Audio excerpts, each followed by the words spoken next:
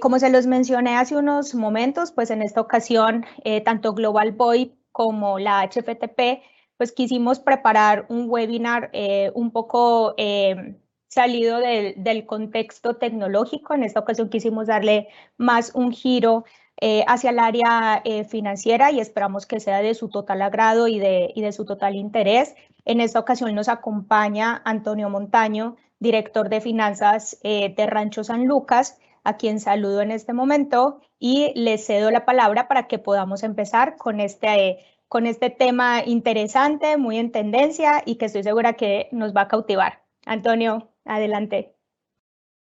Muchas gracias, Luisa. Hola a todos, buenas tardes. Mi nombre es Antonio Montaño. Y bueno, antes de comenzar con la charla, pues primero quiero agradecer a la HFTP, sección Los Cabos, por la invitación. Es para mí un verdadero honor tener esta oportunidad de charlar con ustedes. Entiendo perfectamente pues, que la mayoría de los asistentes y del público, como bien mencionaba Luisa, pues son del área de tecnología de la información, lo cual, dado la naturaleza del tema, es para mí un verdadero reto poder conversar con ustedes de este tema que en lo personal me apasiona muchísimo y creo que va a ser muy enriquecedor e incluso estar compartiendo algunas opiniones, ¿no? Si me permiten y para dar inicio a la charla, voy a compartir un material que preparé. Denme un segundo, por favor. No sé si me puedan confirmar que se haya proyectado adecuadamente. Sí, sí se ve. Sí se ve.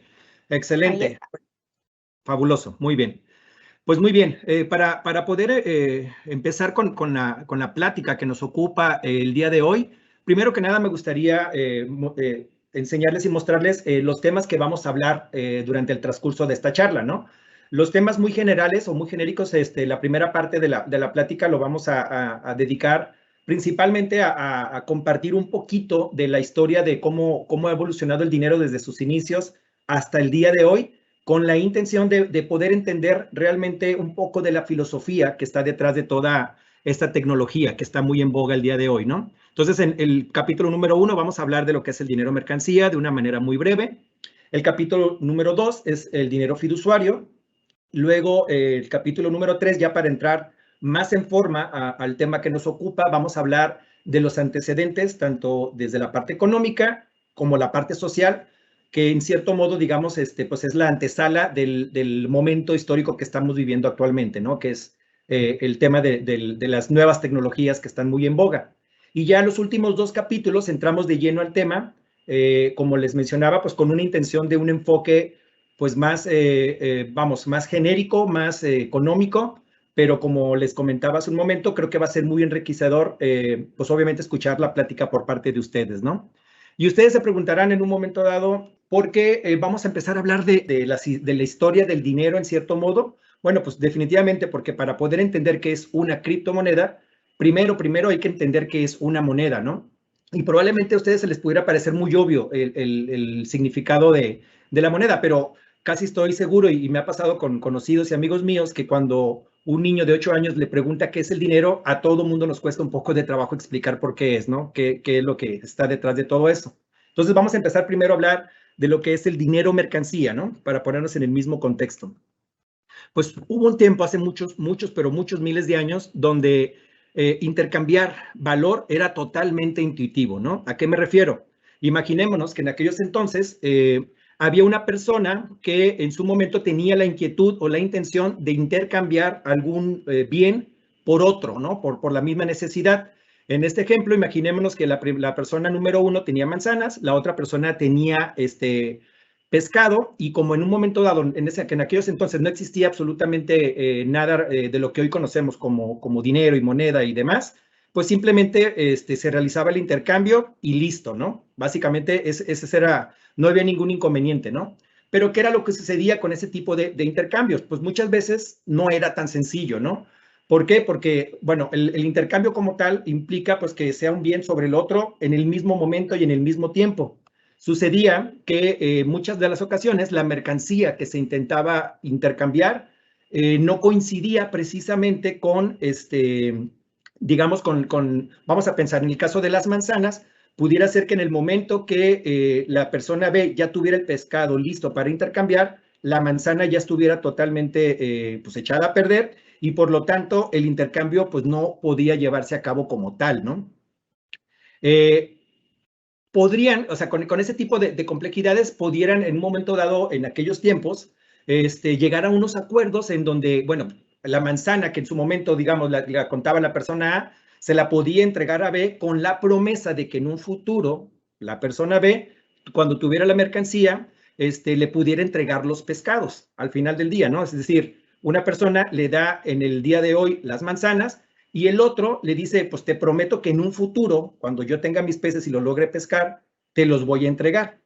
Pero, pues como todos aquí sabemos y estamos conscientes, históricamente la malicia y la mala voluntad de algunas personas, pues siempre ha existido y era normal que las personas que participaban en aquellos trueques, pues algunas veces no se fiaran de que la contraparte fuera a cumplir con la parte del trato que le correspondía, ¿no?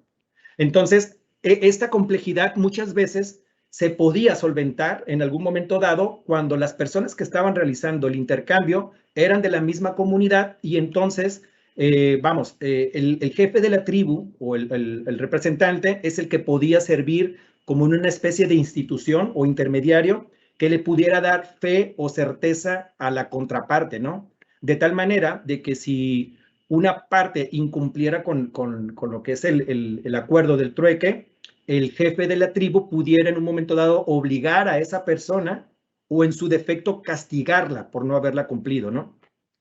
Pero como todo, y lo vamos a ir evolucionando, pues siempre hay complejidades, ¿no? ¿Por qué? Porque conforme las economías iban creciendo, las personas de aquellos tiempos iban generando excesos o excedentes, perdón, excedentes en las cosas que ellos producían, ¿no? ¿Por qué? Porque había comunidades que se dedicaban principalmente a, por decirte un ejemplo, a sembrar tomates y como estaban tan especializados con esos, creaban excedentes y eso los obligaba a hacer los intercambios más fluidos. Entonces, empezó a crecer donde ya había necesidad de hacer intercambios con gente de otras tribus y es en donde aquí ya se empezaba a complicar este sistema de económico que en su momento nació, y como primer suceso o como primer hito de la historia, pues surge la necesidad de darle solución a ese problema con una solución tecnológica, ¿no? Y aquí lo subrayo porque estos hitos que vamos a ir describiendo en el transcurso de la charla, se van a dar cuenta que de una u otra forma son hasta cierto punto, digamos, siempre problemas que se han presentado y que las soluciones se resuelven en su mayoría con tecnología de la época en cuestión. Entonces, en este supuesto que estamos platicando ahorita, tenemos el problema, surge la necesidad de resolverlo con una solución tecnológica y es parte de solucionar el problema de desconfianza. Aquí fue donde todo mundo y todas las comunidades convergieron que era necesario en un momento dado tener un bien común que sirviera para hacer esos trueques, ¿no? De tal forma que si la persona tuviera manzanas y la otra persona en su momento no tuviera los peces o los pescados listos, esa persona pudiera entregarle a cambio algo de valor para que esta persona tuviera la garantía de que si incumple en el futuro con la entrega de los peces, por lo menos se tiene una garantía de que puede cambiarlo con otras cosas, ¿no? Entonces, en este supuesto y en este ejemplo, empezó a evolucionar y empezaron a intercambiar valores comunes de valor para poder realizar aquellos trueques. ¿Y qué era lo que sucedía cuando ya la contraparte lograba tener la mercancía en cuestión, que era del interés de la otra persona? Pues simplemente le entregaba los pescados y la persona le entregaba el bien común de valor y en este caso, pues todo el mundo estaba contento, ¿no? En este supuesto, si alguien incumple con el trato, pues se puede quedar con la cosa valiosa que intercambió y después la puede cambiar por otro bien diferente incluso, ¿no? Es decir, si la persona de los pescados no cumplió, esta persona mantiene el bien de valor y por lo tanto lo puede intercambiar después por pollo en lugar de pescado, por decirlo un ejemplo, ¿no? Ahora bien, ¿qué es ese bien común que servía para intercambiar valor en aquellos momentos? Bueno, pues al final de cuentas, pues es cuando comienza por primera vez lo que es el dinero mercancía, ¿no? Este dinero mercancía al que estamos haciendo alusión tiene que cumplir con ciertas características para que pudiera funcionar como tal, ¿no?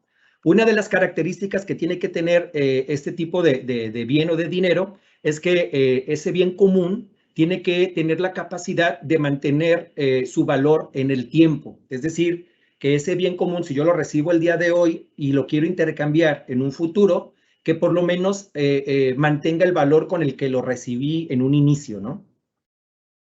Otra de las características, bueno, pues es que debe ser algo que no se pueda crear o destruir fácilmente, ¿no? ¿Por qué? Porque pues obviamente ante este supuesto, si el bien común, para el bien de valor común, para poder intercambiar, es algo fácilmente replicable, pues cualquier persona pudiera en un momento dado inventarse dinero de la nada. ¿Estamos de acuerdo en ese punto, no? Entonces, lo más adecuado que nuestros antepasados tenían en aquellos entonces, pues eran los metales preciosos como el oro, ¿no? ¿Por qué funcionaba un metal como el oro o incluso la plata? Bueno, primero porque no era tan sencillo encontrar en aquellos tiempos vetas de oros, era muy complicado. Y luego la cantidad de oro es bastante limitada, o sea, es finita. Esa es una característica súper importante, ¿no? ¿Por qué es importante? Porque si bien es cierto, por ejemplo, que cada vez y en aquel entonces, como el oro tenía mayor relevancia, pues era cada vez el interés de estar minando oro, nunca era suficiente para poder satisfacer los intereses de ciertos grupos privilegiados para que pudieran hacer mal uso de esa parte, ¿no? Porque al final del día, si tuvieran esa capacidad de minar, perdón, de extraer oro de manera infinita, pues pierde una de las características principales que comentábamos, que era que no podía mantener su valor en el tiempo, ¿no? Además, otra característica muy importante del oro en particular es que el oro puede fundirse siempre en partes iguales, es decir, de un lingote de oro pudiéramos convertirlo en partes más pequeñas y fue donde se empezó a acuñar el tema de la moneda y que esto a final del día pues ayudaba muchísimo a la hora de hacer los trueques. ¿Por qué? Porque pues era mucho más fácil, era divisible y era más controlable y se podía llevar un mejor registro de todas esas transacciones, ¿no? Cosa que pues no podemos realizar con otros bienes. Entonces, en resumen, el tener un metal precioso como un bien de valor común nos ayudaba y facilitaba el llevar una contabilidad adecuada y además que el intercambio era mucho más cómodo, ¿no?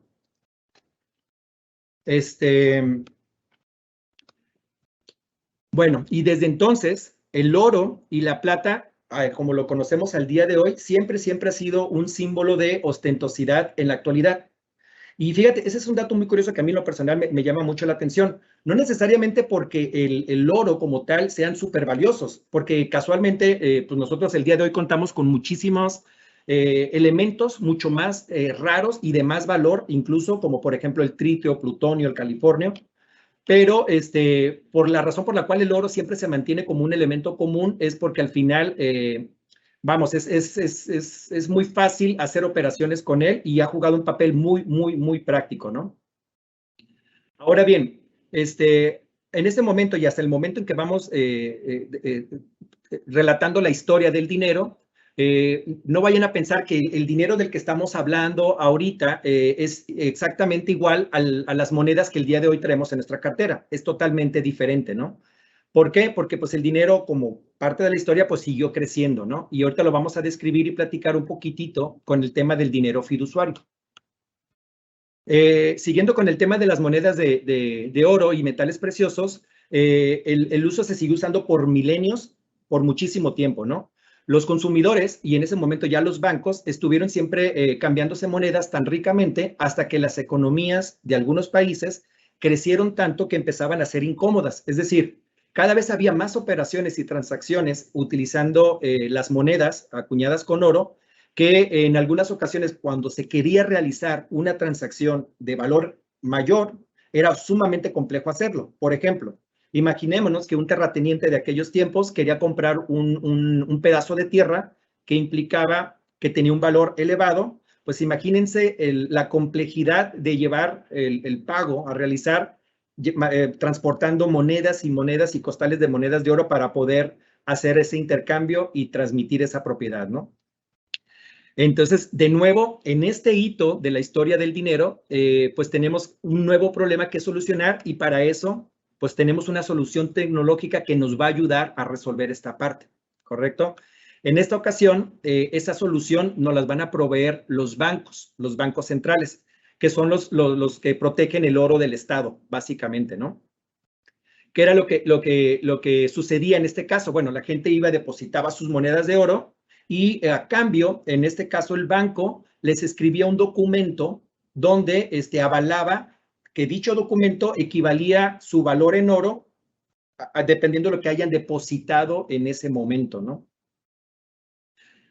De tal forma que si alguien en aquellos entonces quería cambiar su oro por otra cosa, pues ahora era mucho más sencillo, porque en lugar de llevar todas las monedas de oro, solamente tenía que llevar el papel emitido por el banco y transmitir la propiedad. En el ejemplo que veíamos de la tierra, pues en lugar de acarrear con esas bolsas de monedas de oro, simplemente el comprador entregaba un documento y ese documento al vendedor le acreditaba la posibilidad o la promesa de poder intercambiar este documento por oro y al final del día pues se mantenía, ¿no?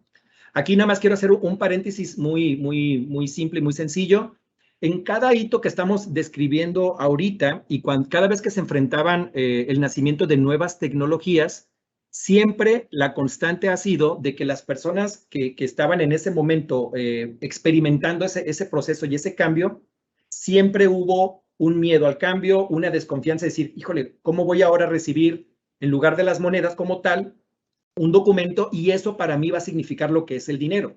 Esto lo menciono porque toma mayor relevancia precisamente el momento en el que estamos viviendo ahorita con el tema de las criptomonedas, ¿no? Que vamos a comentar un poco más adelante.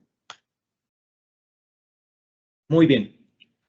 Siguiendo con el tema del dinero fiduciario, como les mencionaba, llegamos a un punto entonces donde empezamos a intercambiar cosas de valor, que era lo que la parte del oro, por una promesa de una cosa de valor, ¿no? La promesa de que esa persona, si va al banco directamente con ese documento, recibe la cantidad equivalente en oro. Es decir, la persona lleva el certificado de que avala esa parte de oro y el banco en teoría le tendría que hacer el intercambio por las monedas de oro, ¿no? Es decir, que con este sistema de cheques estamos volviendo a algo que ya relativamente se había superado, que era la confianza. Es decir, no la confianza en el comprador como tal, sino una confianza en la institución, que era el banco, que a ti te daba la certeza de que con ese certificado el banco en su momento te iba a respaldar y en su momento te iba a proteger tu dinero y al mismo tiempo era el banco el que se encargaba de registrar todas esas transacciones, ¿correcto? ¿Qué significa entonces? Que la confianza en las instituciones se volvió fundamental para que la evolución del dinero siguiera con su curso, ¿no? Si se fijan, cómo ha venido cambiando hasta donde vamos ahorita, desde el trueque entre dos personas y dos individuos, producto por producto, hasta una institución intermediaria que simplemente con un documento nosotros teníamos la confianza y la certeza de que esa institución nos iba a respaldar, básicamente, ¿no? Ya imaginémonos esto como ha sucedido con todas las tecnologías, que esto va creciendo, ¿no? Y cada vez más personas hacen intercambios con estos documentos del banco y digamos que, pues vamos, todo sale bien, todo está fluyendo, ¿no? Es decir, hay dinero en circulación representado por papel, todo ese dinero está representado por monedas y pues hasta ahorita vamos bien. Y en lugar, pues de estar llevando a cabo transacciones con las monedas, pues simplemente pues van al banco, depositan el oro y a cambio reciben esos documentos que acreditan que sus monedas existen, ¿no? Aquí en esta parte fue donde ya se empezó a hacer popular el uso de los billetes, ¿correcto? Y volvemos con la misma analogía que comentábamos con el tema de las monedas, ¿no?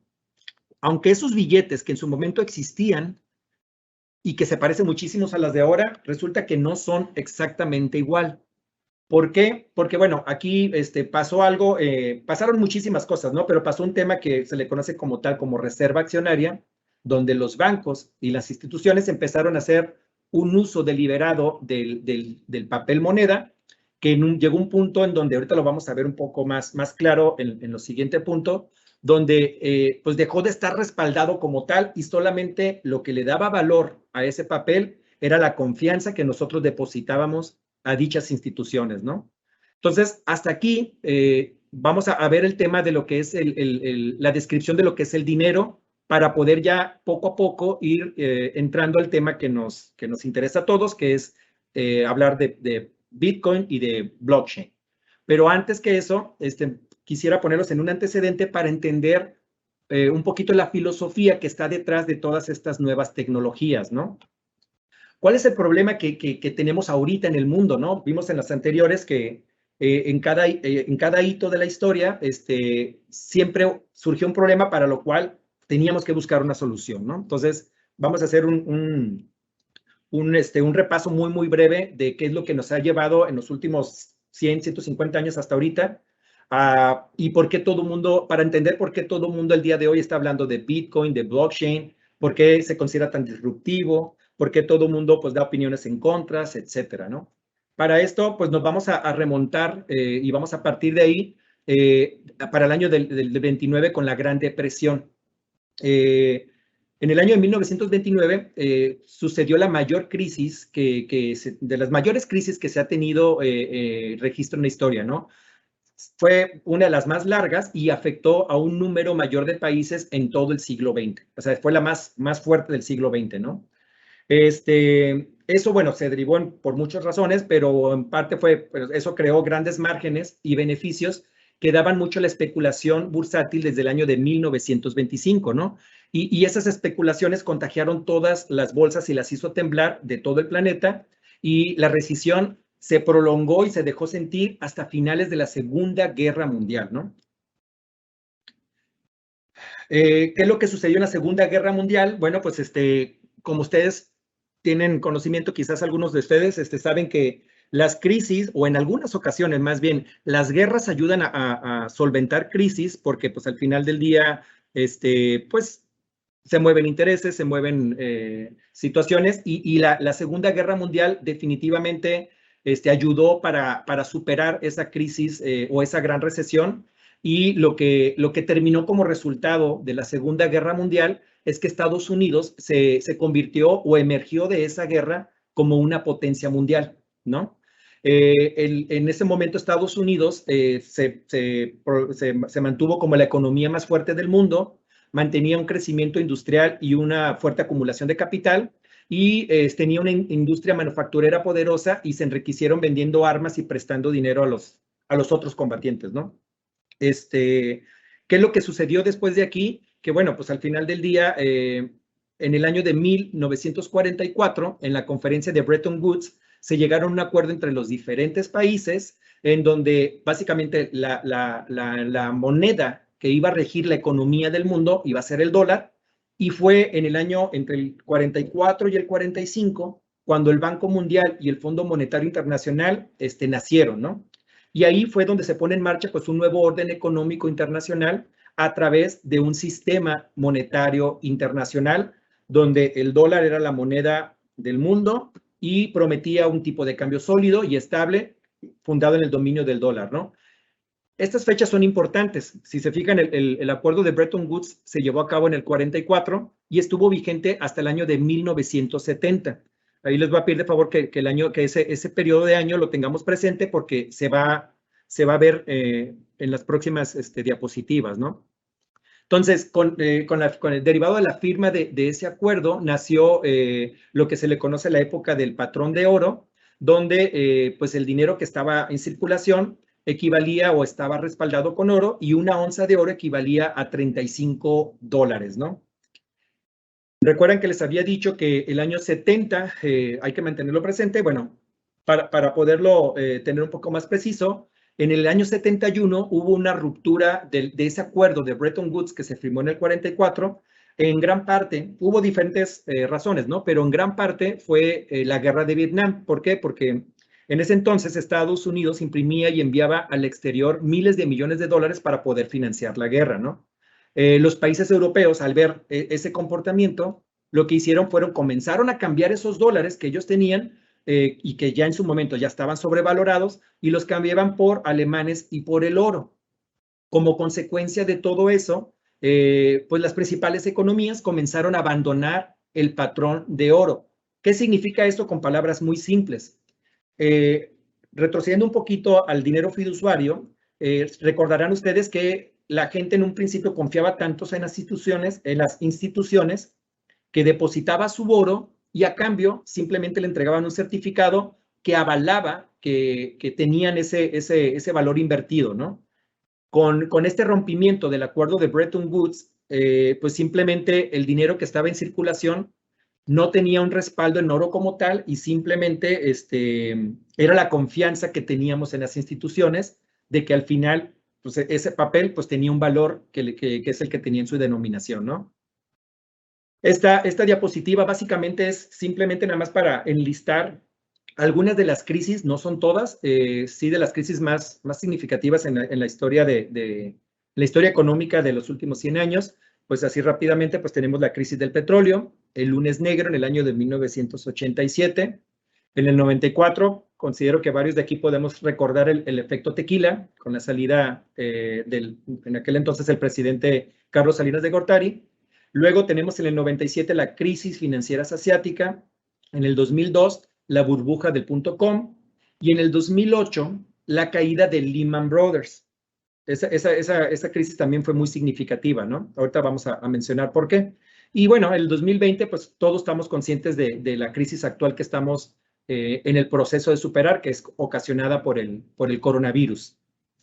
Esta mención de las crisis es simplemente para hacer notar que las crisis son cíclicas y que al final, cada vez que hay una crisis, surgen nuevos problemas, pero también nuevas soluciones o alternativas, ¿no? Paralelo a los antecedentes que acabamos de revisar, me gustaría que revisemos esta línea de tiempo para también brevemente ver qué es lo que sucedió en cada uno de los años. Por ejemplo, en el año 69 surge Internet, en el año 70 emerge también un movimiento anárquico, rebelde, que son la parte del movimiento punk. En el 89, pues está lo que es la caída del muro de Berlín, lo que también se le conoce de manera alterna como el fin de las ideologías y donde en este caso se autoproclama como ganador el sistema actual que tenemos económico.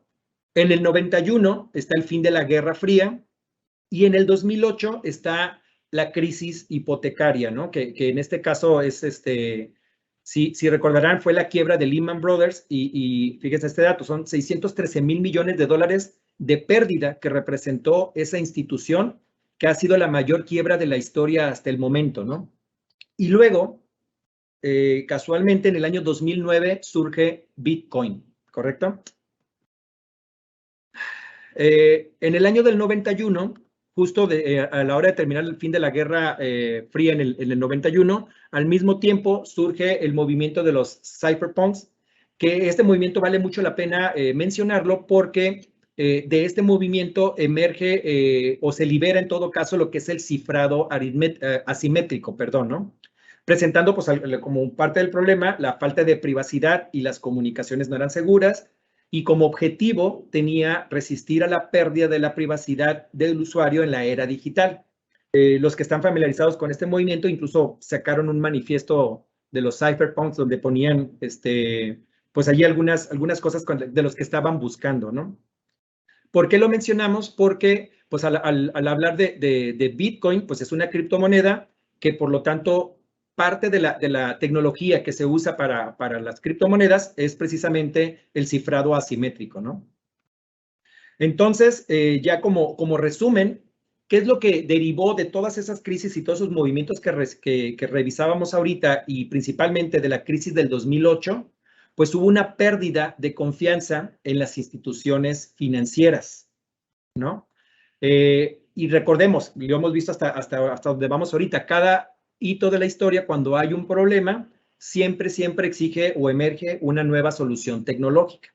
Entonces, hasta aquí ya vamos a entrar más de lleno al tema que nos ocupa, que es empezar a hablar de las criptomonedas. Pero, digamos, era importante hacer este recorrido para tratar de entender cuál fue el momento histórico en el que llegamos a este punto, porque quizás, esto del Bitcoin y de blockchain que vamos a comentar ahorita, probablemente no hubiera sido posible en el año 91 cuando emergió el movimiento punk, porque no existían las tecnologías como las conocemos ahorita, ¿no? No existía el Wi-Fi, no teníamos la parte celular, mil cosas. Entonces, digamos que el momento histórico pues es ahorita, y fue en el año 2009 cuando una persona con el seudónimo de Satoshi Nakamoto, hasta el día de hoy no se sabe si es un individuo o es un grupo de personas, publica un documento de 9 cuartillas que pues, coloquialmente se le identifica como el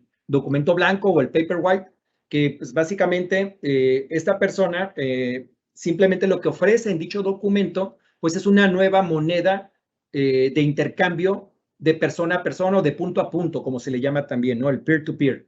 Y básicamente lo más revolucionario de lo que ofrece en este caso este individuo, esta persona con el seudónimo de Satoshi Nakamoto, es que en cierto modo eliminar a los intermediarios. Si se recuerdan, el problema que existía derivado de la crisis del 2008 es la desconfianza en las instituciones, y con esta nueva tecnología lo que nos ofrecen es eliminar esos intermediarios y que el movimiento del dinero o la moneda de cambio se resuelva de persona a persona, ¿no? Si tienen oportunidad de leer ese documento, que lo pueden encontrar libremente por internet, en cada uno de los párrafos, Satoshi Nakamoto básicamente pues, describe y explica un conjunto de tecnologías que en cierto modo, digamos, hace posible que podamos tener una moneda que él denominó Bitcoin, ¿no?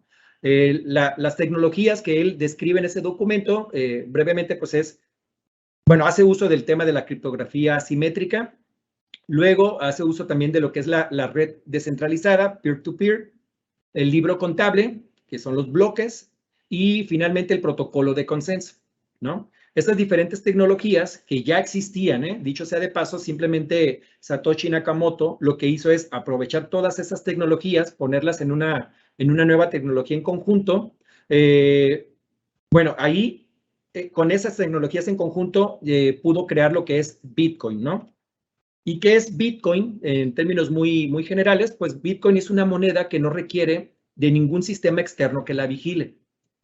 Es dinero que no necesita de la confianza en las instituciones financieras. ¿Por qué? Porque, bueno, ahorita lo vamos a ver a detalle, pero al final del día, por ser una red descentralizada, pues no ocupamos intermediarios, ¿no? Y está protegida por la criptografía, ¿no? Entonces, Satoshi Nakamoto saca ese documento, que es el Paperwhite, y ahí, a la hora de juntar esas tecnologías, es cuando se acuña el término de blockchain. No necesariamente fue nombrado así por el autor del documento, sino que la misma comunidad empezó a denominar a este conjunto de tecnologías blockchain precisamente por la manera en cómo funciona y cómo lo describe en el documento Satoshi Nakamoto, donde van interlazados básicamente, ¿no?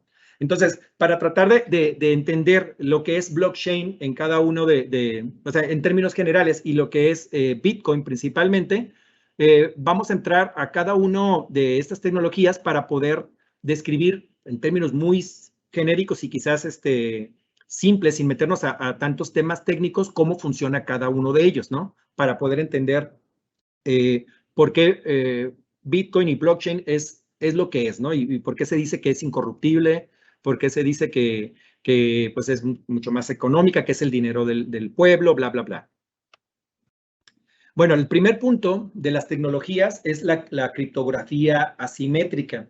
Aquí no me quiero meter en temas muy complejos técnicos porque seguramente todos los que están aquí escuchando pueden llegar a tener mejor entendimiento y mayor experiencia que yo en este tema, pero en términos muy simples, básicamente lo que es la criptografía asimétrica, pues es una combinación de llaves lo suficientemente únicas para poder encriptar o manejar cierta información, ¿no? Hay una llave pública y una llave privada. La llave pública básicamente es la que se puede llegar a compartir con el público en general, y la llave privada pues es aquella información que nos ayuda a abrir, en este caso, esa información y poderla descifrar, ¿no? En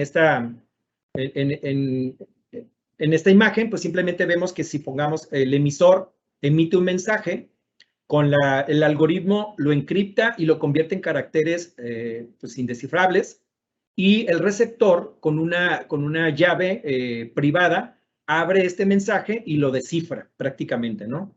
Dicho en otros términos, o tratando de usar este ejemplo, por ejemplo, hablando de Gmail o de cualquier correo electrónico, la llave pública sería el correo, el cual podemos compartir nosotros en términos generales, y la contraseña, pues es la llave privada, ¿no? Si observan aquí en el username, juan@gmail, se convierte en, pues en esta serie de caracteres que obviamente pues no es fácil descifrar o saber qué es hasta que tengan la llave privada y lo puedan abrir, ¿no?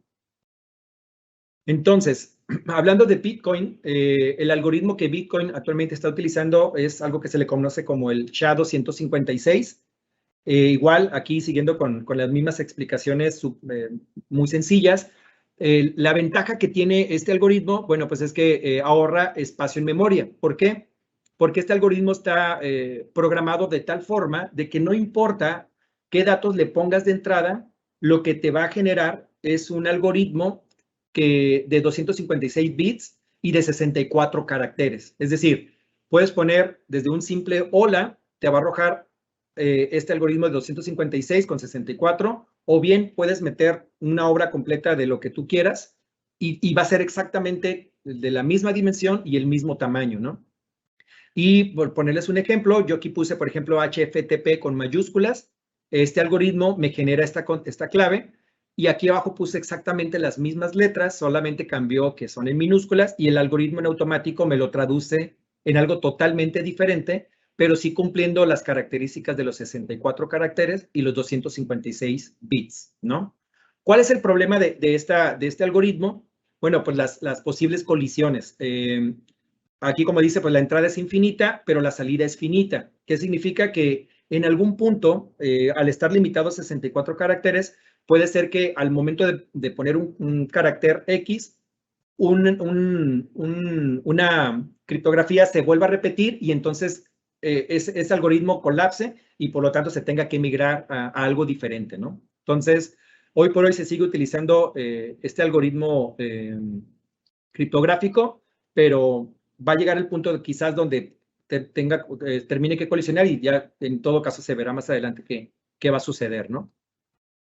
El segundo punto de las tecnologías que utiliza en este caso Bitcoin es la red descentralizada o el peer-to-peer, ¿no?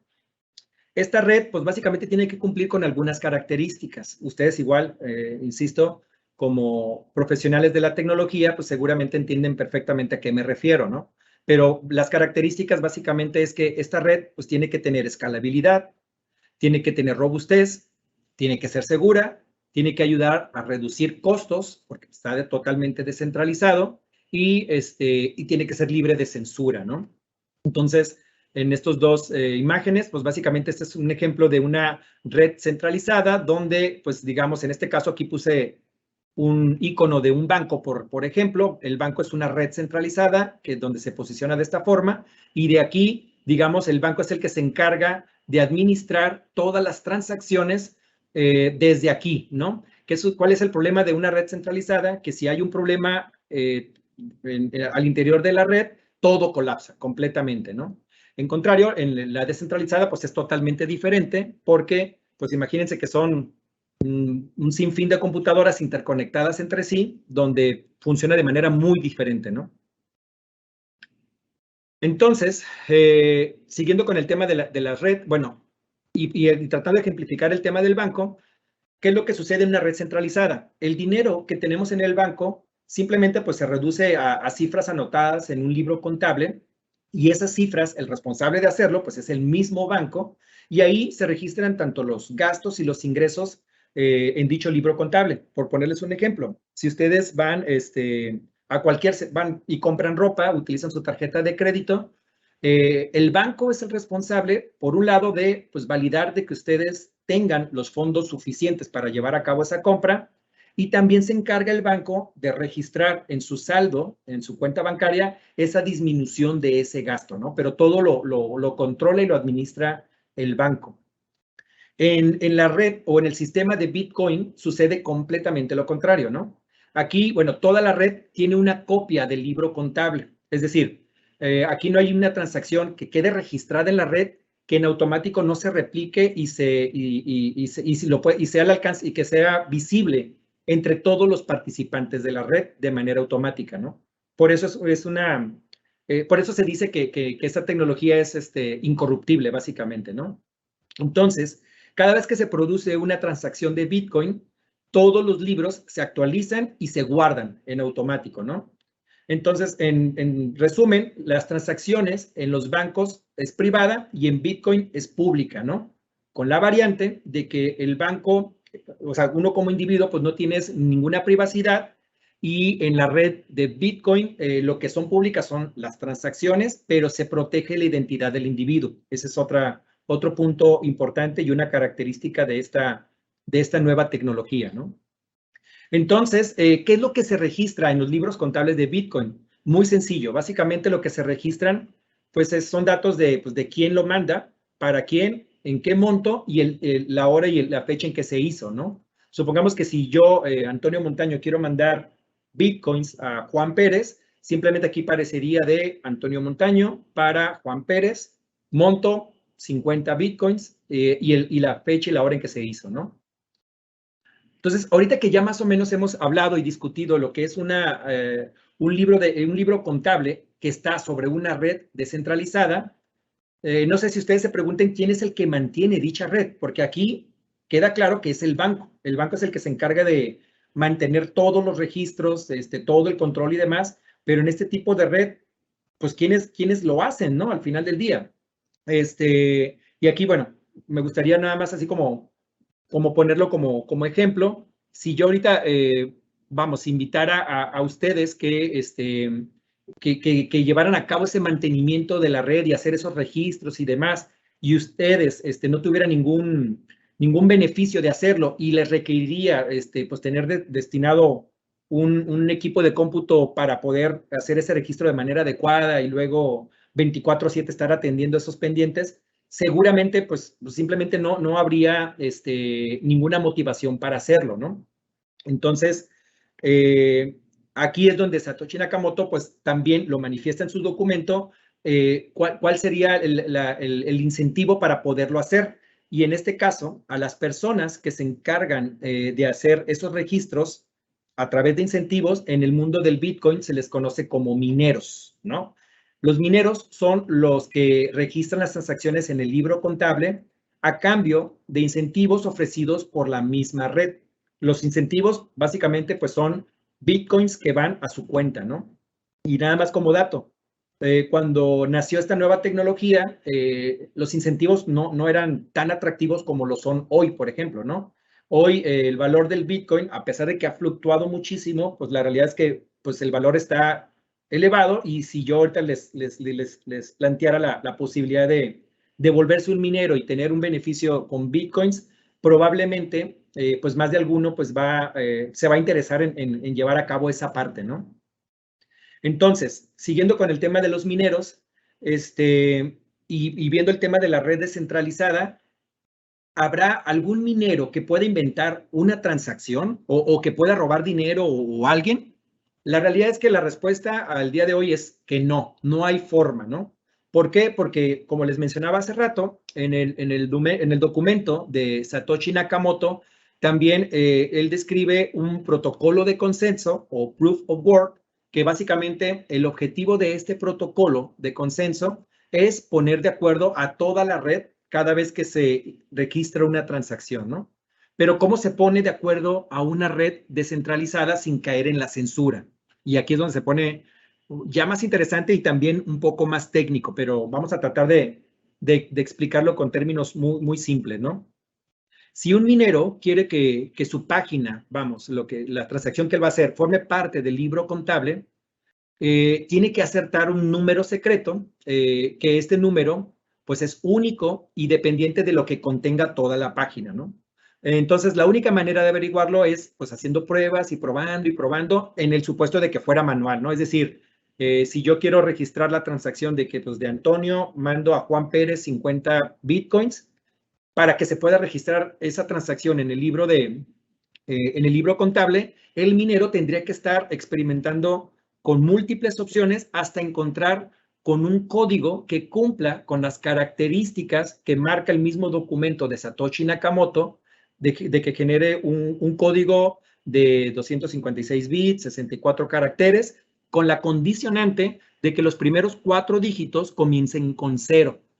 Entonces, supongamos este panorama, ¿no? Imaginémonos que de manera simultánea se empiezan a producir diversas transacciones en toda la red, ¿no? Entonces, los mineros le empiezan a escribir rápidamente y utilizan todo el poder computacional que tienen para tratar de encontrar ese número secreto, ¿no? El primero que encuentre ese número secreto, obviamente, pues sube la página, lo toma en el libro contable, y en ese momento, cuando hay consenso, ese minero es el que recibe la recompensa, básicamente. Entonces, se convierte en una especie de competencia de un minero contra minero, en donde pues, depende mucho del poder computacional de cada uno de ellos para lograr en el tiempo menor posible encontrar ese código con las condiciones que se requiera para poder hacer ese registro, ¿no? Y obtener el beneficio. Entonces, pues sí, hay personas que minan desde su casa y con su computadora, pero también hay ejércitos de computadoras tratando de encontrar ese código en el menor tiempo posible, ¿no? Entonces, hasta ahorita no les he podido, más bien no ha quedado claro cómo es posible que con todo esto que hemos visto, no se puedan falsificar ningún registro, ¿no? Bueno, imaginémonos que con este sistema, imaginemos que hay un minero que es corrupto y que quiere hacer trampa, vamos, ¿no? Entonces, supongamos que este minero hace una compra de un Tesla y utiliza sus bitcoins para llevar a cabo esa compra, pero él de manera tramposa, una vez que realiza esa transacción y que se registra en el libro contable, él quiere alterar los bloques en donde fueron registrados esa información y para poder en un momento dado manipular esa información y que los bitcoins que destinó para su Tesla no se le descuenten, ¿no? En ese caso, bueno, dado que la transacción, una vez que ya está hecha, se recibió de manera automática por todos los mineros y se replicó en el libro contable de toda la red, el minero corrupto lo que tiene que hacer es competir con todos los demás mineros para buscar el número secreto, porque, ¿qué es lo que sucede? Al ser en bloques, más bien, al registrar todas las transacciones por bloques, es decir, la transacción número 1 es un bloque, imaginémonos que aquí se registra una transacción, este bloque genera un código, que ese código va ligado al bloque 2, y lo que se genera acá se registra, genera un nuevo código, el nuevo código va al bloque 3, y el caso es que están interconectados, es una cadena de bloques como tal, de tal manera que si este minero corrupto quiere alterar el bloque 1, en automático se colapsa, bueno, no se colapsa, se desvirtúa toda la información de la red y se rompe prácticamente eso, ¿no? Las transacciones siguen, los otros mineros siguen, obviamente, encontrando códigos nuevos, por lo tanto, para que pudiera corromper este sistema, el minero corrupto tendría que regresarse a la transacción 1 e ir minando bloque por bloque hasta alcanzar a todos, lo cual se vuelve una competencia de uno contra los múltiples mineros que hay, y dada la fuerza computacional es prácticamente imposible, o sea, imposible que eso llegara a suceder, ¿no? Muy bien, ya casi para terminar en esta charla, entonces, en resumen, ¿qué es lo que podemos definir como blockchain? Pues es un conjunto de tecnologías, como lo hemos describido o platicado en esta charla, ¿no? Que este conjunto pues va desde la criptografía, la red peer-to-peer, el libro contable y el protocolo de consenso, ¿no? Es una base de datos segura que hasta aquí, pues, vamos, sí es parte de la definición de blockchain, pero si nos quedáramos hasta esta definición, pues muchas redes o muchas tecnologías pudieran ser blockchain. Pero adicional a esto que ofrece blockchain, lo que soluciona esta tecnología es el sistema de confianza poniendo de acuerdo a una red totalmente descentralizada, ¿no? Entonces, blockchain es la infraestructura que está detrás de la moneda de Bitcoin y Bitcoin es la criptomoneda de blockchain que sirve para incentivar a la red en términos generales y que también sirve para hacer transacciones de múltiples naturaleza, ¿no? Con esto terminamos el punto número 4. Continuando con el último punto de esta charla, son qué usos y aplicaciones tiene el blockchain. Porque si me regreso un poquito para acá, si observan, esta tecnología es común que muchas personas pudieran llegar a confundir o a pensar que estamos hablando de lo mismo cuando se habla de Bitcoin y de blockchain.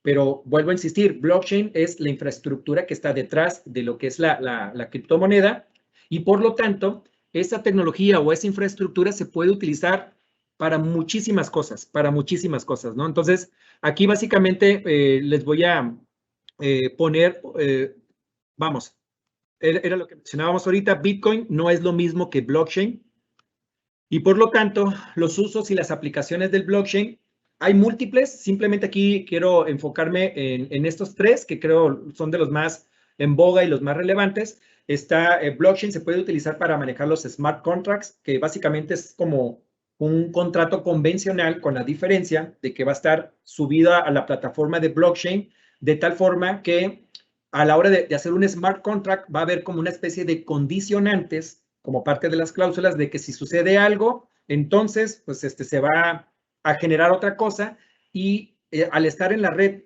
como ya lo vimos ahorita, de manera descentralizada, pues estos contratos se vuelven de una utilidad invaluable, ¿no? ¿Por qué? Porque quizás en un futuro, y solo quizás, ya pudiéramos prescindir del uso de notarios. Espero que no haya algún colega notario o amigo notario que nos esté escuchando y se sienta aludido por esto, pero vamos, bajo esta parte, si se fijan, ese tipo de contratos, pues en todo caso, pues ya no se requeriría que un notario diera fe a ciertas cosas porque simplemente la misma red tecnología va a respaldar que las transacciones se lleven de la forma correcta, ¿no? O a validar ciertas cosas.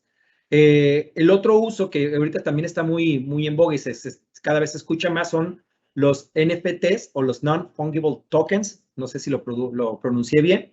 Pero bueno, básicamente lo que es esto es, vamos, el valor principal puede ser principalmente para los diseñadores, en donde un ejemplo muy burdo quizás, por ejemplo, alguien que elabore un meme que sea un súper exitazo, ese diseño de meme, esta persona a través de esta tecnología puede certificar que es de su creación y que por lo tanto pues va a tener una especie de activo. ¿Por qué? Porque ese diseño de meme le corresponde a esta persona, ¿no? Entonces, igual en un futuro pudiera ir ligado a regalías y cosas por el estilo. Entonces, es algo que también está muy bien.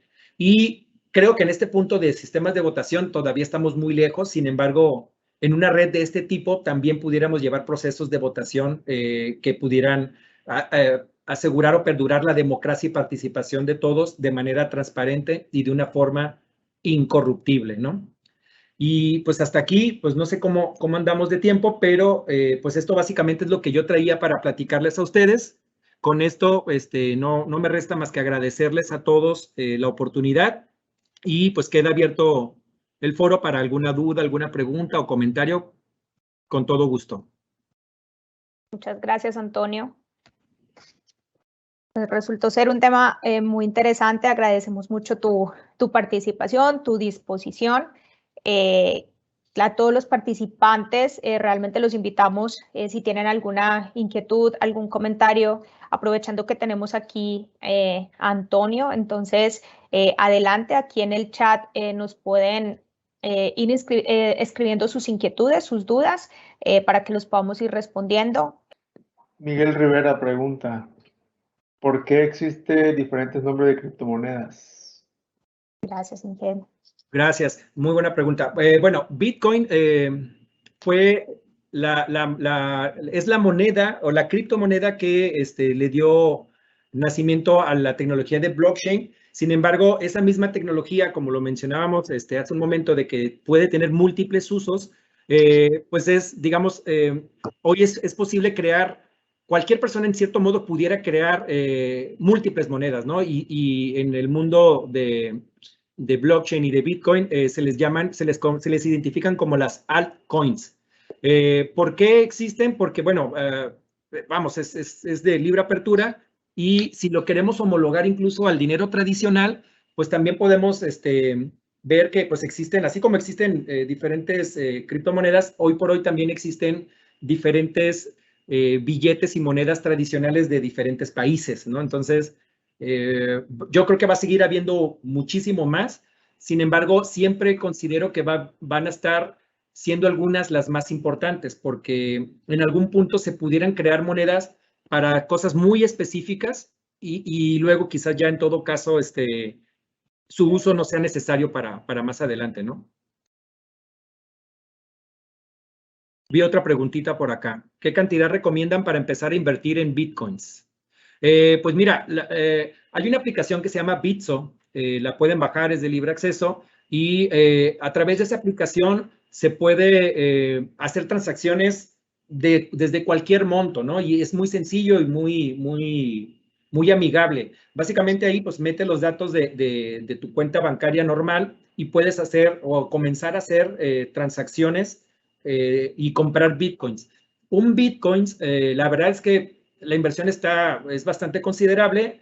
Igual me puedo equivocar, pero ahorita anda alrededor de los $39,000 aproximadamente lo que te cuesta un Bitcoin, pero puedes comprar una centésima de Bitcoins y demás y empezar a jugar con el tema de inversión, ¿no? Ahora bien, el tema de Bitcoin como tema de inversión, vamos, ahorita al ser una tecnología que pues es de nueva adopción, estamos en el proceso de adopción, ya no, o sea, los early adopters ya pasó esa parte, estamos en el tema de que la gente la empieza a adoptar y cada vez vamos a empezar a escuchar más de esto. La realidad es que la volatilidad de la moneda en estos tiempos está fluctuando muchísimo, entonces mi recomendación hay que tener cuidado, o sea, yo no invertiría todos mis ahorros ahorita en este momento por lo que puede fluctuar y es una forma de hasta cierto punto de especular con la fluctuación. Sí, en cambio, a lo mejor sería empezar a investigar un poquito más de esta tecnología para que en lugar de estar convirtiendo dinero tradicional a Bitcoin, quizás puedas empezar a hacer transacciones y ganar Bitcoins a través de la red. Antonio, tenemos por aquí una pregunta de Josué. ¿Es susceptible que las criptomonedas sean utilizadas por el crimen organizado para ver sus activos, para lavar sus activos? Esa es una excelente pregunta. Y la respuesta es sí. ¿Por qué? Porque como mencionaba hace rato, Bitcoin lo que protege es la identidad de las personas y lo que es público son las transacciones, ¿no? Ahora bien, yo les diría, como toda tecnología nueva, vamos, no, en lo personal no me asusta tanto que la gente mal haga mal uso de esas tecnologías, en el sentido, no me van a malinterpretar, en el sentido de que cada vez que nace una nueva tecnología, la realidad, los que siempre se animan más, porque son los que tienen menos por perder, pues son el crimen organizado, ¿no? Y simplemente como un ejemplo muy claro, pues recordemos los celulares. En un principio, cuando nació esa tecnología, había solamente muy pocas personas que tenían acceso a tener un celular, que entre ellos eran los ejecutivos, y casualmente el crimen organizado pues era una de los usuarios más comunes entre este tipo de tecnologías. ¿Y qué pasó con el tiempo? Pues al final el mensaje es que somos más personas buenas y bien intencionadas y ahorita estamos en una etapa muy temprana de esta tecnología, entonces no me asusta, o sea, no quiero que me vayan a malinterpretar, es más bien, hasta cierto punto creo que es normal que sí hagan uso de este tipo de tecnología, pero creo que es parte del proceso que tiene que seguir esta parte, ¿no? Muy bien. ¿Todas las monedas utilizan blockchain? Te preguntan. Las criptomonedas, no, últimamente sí, todos están aprovechando esto, pero la realidad es que desde hace bastante tiempo ya existía el dinero electrónico. De hecho, con el movimiento de los cypherpunks que mencionábamos en la presentación, no recuerdo ahorita el nombre de la persona, pero ya se había visto nacer una moneda que se llamaba DigiCash o algo así, y era una especie de moneda, de moneda electrónica, que si no mal recuerdo, aquí me puedo equivocar, pero creo que sí usaba la criptografía asimétrica como parte para manejar esta parte de las criptomonedas, ¿no? Lo interesante es la tecnología que está detrás de las criptomonedas actuales. Entonces, yo creo que últimamente pues sí va a haber mucho más criptomonedas que van a estar basadas en la tecnología de blockchain, porque pues considero sinceramente que es el futuro. Ok, Miguel Rivera nos pregunta, ¿cómo se hace el cambio de Bitcoin a moneda tradicional y cómo se llama la plataforma para comprar Bitcoins? Bitso, es B de Bravo, I de India, T de Tango, S de Sierra, O, Bitso. Ok. Bitso. Y bueno, fíjate, últimamente se han estado viendo más transacciones cada vez y más ahora con la volatilidad del Bitcoin, que gente está procurando cambiar sus Bitcoins a activos más tangibles o de fácil conversión a la moneda tradicional, ¿no? De hecho, acabo de leer un artículo que precisamente el sector inmobiliario ya está experimentando muchas transacciones con criptomonedas. Y creo que en parte obedece a que ante tanta volatilidad hay mucha gente que sí especula con este tipo de monedas, que está tratando de convertir sus inversiones en Bitcoins en activos mucho más tangibles para poderlos convertir en dinero tradicional, ¿no? Pues básicamente esa es la forma más común. Y bueno, ahorita, insisto, como es una tecnología de nueva creación, todavía no hay muchos lugares donde te acepten la cripto como moneda de cambio tradicional. Ok. Sí, Cristian, por aquí también está preguntando si desea liquidar alguna criptomoneda hacia su cuenta, ¿hay algún descuento o algún impuesto que se deba de pagar? Hay comisiones, hay unas comisiones que son sumamente mucho más baratas, que van relacionadas no al monto de la transacción, a diferencia del banco. Es decir, si tú ahorita quieres hacer una transferencia de un banco tradicional a una cuenta internacional, vamos a ponerlo de ese tamaño, pues hay una comisión que va, en algunos casos, de la mano del monto de la transacción. En el caso de transacciones a través de Bitcoin, no tiene nada que ver el monto, es por la transmisión de datos, por decirlo de una forma, y sí hay unas comisiones que pues son mucho más baratas que la banca tradicional. Muy bien. Hay otra pregunta por aquí que dice, el futuro de los documentos legales con los smart contracts, ¿qué tan lejos estamos de llegar a ello? A sabiendas que no somos un país tecnológico y que otros como El Salvador se nos están adelantando en cuanto a la adopción del Bitcoin. De acuerdo, eso está muy bien, muy buena pregunta. Mira, es correcto, vamos, como país y como continente incluso, sí estamos un poquito atrasados en cuanto a la adopción de esta tecnología.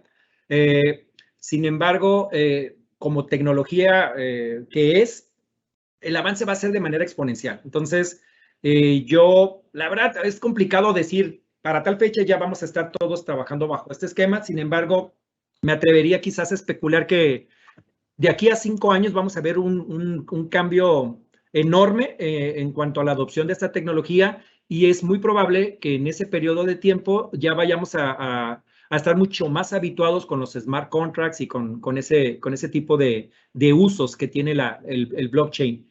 Y retomando el tema de El Salvador, en efecto, creo que bueno, para la comunidad de Bitcoin, que están muy metidos en este tema, fue un triunfo que el presidente de El Salvador, se me fue el apellido, no recuerdo, se me fue el apellido, perdón, bueno, haya implementado una ley, porque casualmente aquellos países que nos llevan mucha ventaja, el problema que se tiene ahorita es la regulación, y es donde tenemos un área de oportunidad tremenda, porque pues de una u otra forma, vamos, no por el hecho de que pueda ser una red descentralizada, vayamos a llegar a un punto donde no vayamos a necesitar al Estado. O sea, claro que sí lo vamos a necesitar. Entonces, donde hay que trabajar mucho es en que, por un lado, los gobiernos acepten estas nuevas tecnologías y que más bien le apuesten al tema de regulación para que pueda ayudarse, en este caso, a la implementación, ¿no? Muy bien. Por aquí hay un comentario que hay una persona muy interesada en el tema, si das clases o certificación en este tema. Oh, gracias.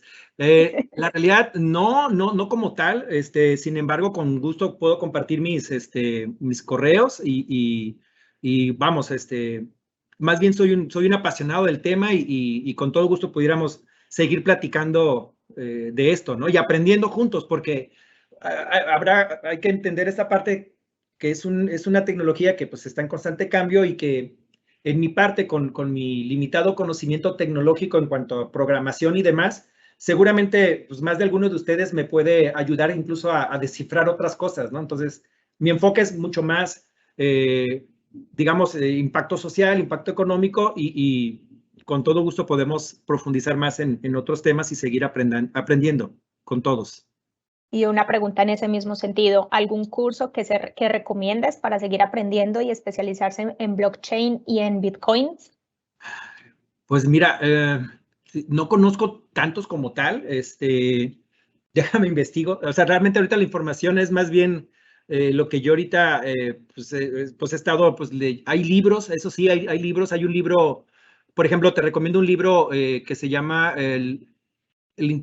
Internet del Dinero, el dinero de Internet, que es una compilación precisamente de un speaker o un conferencista que, bueno, habla mucho de este tema. Entonces recopilaron todas esas pláticas, lo pusieron en un libro y que en lo personal considero que ayuda mucho a entender un poquito más de esta parte. Y es una serie de libros del mismo autor. Déjame te investigo ahorita el nombre y te lo paso, pero pues bueno, sí hay un poco de, digamos, de literatura, pero más bien yo creo que ahorita es mucho de estar indagando, investigando y entendiendo, ¿no? Ok, igual pues esta plática queda a disposición para que la podamos enviar la grabación que se realizó. Entonces, Antonio, si gustas, podemos revisar bien ese material que consideras que podemos estar recomendando para las personas y se los anexamos de una vez en el envío que realicemos del material. ¿Te parece? Con todo gusto. Vale. Por aquí hay unas preguntas de Alejandra. Menciona o nos hace la pregunta de cómo tributa Bitcoin. Ese es un tema que precisamente mencionábamos ahorita. Realmente no hay legislación como tal. Hace 3 o 4 años nació la ley FinTech, que en efecto, pues vamos, sí trata de regular algunas nuevas tecnologías que son diversas, pero hoy por hoy hay muchas ambigüedades en las leyes fiscales. Y mira que es parte de mi profesión y que casualmente, bueno, en mi caso, yo lo veo como un área de oportunidad importante para mí, ¿no? De tratar de empujar a que la manera de fiscalizar y regular ese tipo de transacciones pues ya se está volviendo un poco urgente como tal. Y la misma, siguiendo con las preguntas de Alex Eseña, alcanzo a ver que dice Bitcoin, al ser una plataforma, es segura, no ha sido hackeada o amenazada como tal. No, no ha sido hackeada ni amenazada como tal, principalmente por la manera en cómo hace uso de diversas tecnologías y cómo están interconectadas una con la otra y está por bloques y demás. Es prácticamente ahorita imposible, ¿no? Corromperla, básicamente. Entonces, no, yo creo que sí ha habido intentos, pero no creo que hayan proliferado, ¿no? Ok, y tenemos por aquí una última pregunta de Fernando, un comentario. Si bien México no se meterá en un futuro cercano a la adopción del Bitcoin, pero sí van a meterse muy pronto en los impuestos porque algunos estamos haciendo un poco de dinero con esto y a ellos no les pasa nada en cuanto a dinero. Es un buen punto, coincido con Fernando. ¿Confirmas por 2? Exacto. Muy bien, pues creo que ahora sí ya respondimos todas las preguntas. La verdad es que ha sido un tema muy interesante, Antonio, y fueron más de 15 preguntas las que se estuvieron generando. Así que felicitaciones. A todos los participantes, muchísimas gracias por su tiempo, por su disposición. Gracias por su participación en esta dinámica y pues hasta una próxima invitación que nos haga la HFTP para poder participar. Muchas gracias a todos. Gracias a todos. Gracias, que tengan una feliz tarde. Hasta luego. Hasta luego. Antonio, mil gracias. No, a la orden, gracias. Gracias, Toño.